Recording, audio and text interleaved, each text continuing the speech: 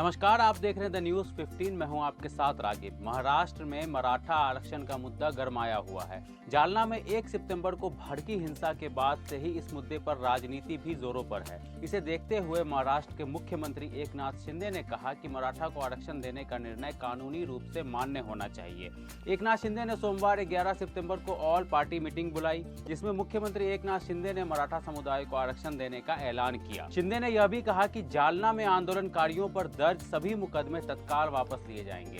साथ ही राज्य भर में मराठा आरक्षण आंदोलन के संबंध में जो भी अपराध दर्ज किए गए हैं उन्हें भी वापस लिया जाएगा। हमें 1 महीने का समय दीजिए, हम इस पर काम कर रहे हैं। इधर मनोज जारंगे पाटिल ने भी सरकार की बात मानकर भूख हड़ताल खत्म कर दी है और सरकार को 1 महीने का समय दे दिया है। लेकिन उन्होंने कहा कि अगर सरकार 1 महीने में आरक्षण नहीं लाती है तो वो फिर से भूख हड़ताल पर बैठ जाएंगे। एक तरफ जहां मराठाओं ने आरक्षण की मांग की है, वहीं दूसरी तरफ इस समुदाय को ओबीसी से आरक्षण देने की मांग पर ओबीसी के नेता आक्रामक हो गए हैं। उन्होंने मराठा समुदाय को ओबीसी से आरक्षण दिए जाने का कड़ा विरोध किया है। इस विरोध में कांग्रेस और बीजेपी के कुछ नेता शामिल हैं।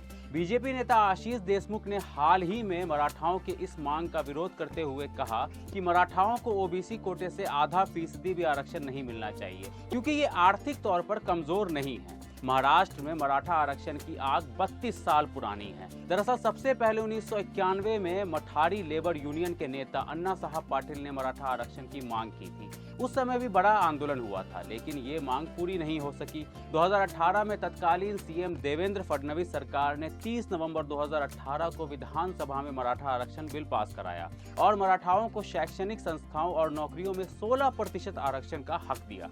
लेकिन मेडिकल छात्रों ने मराठा आरक्षण का विरोध किया और हाई कोर्ट का रुख किया। बॉम्बे हाई कोर्ट ने बिल तो रद्द नहीं किया, लेकिन 2019 के जून महीने में आदेश देते हुए शैक्षणिक संस्थाओं में 12 और सरकारी नौकरियों में 13% आरक्षण कर दिया। कोर्ट ने यह तर्क दिया कि किसी भी सूरत में आरक्षण सीमा 50% से ऊपर नहीं हो सकती। बॉम्बे हाई कोर्ट के इस फैसले को सुप्रीम कोर्ट में चुनौती दी गई।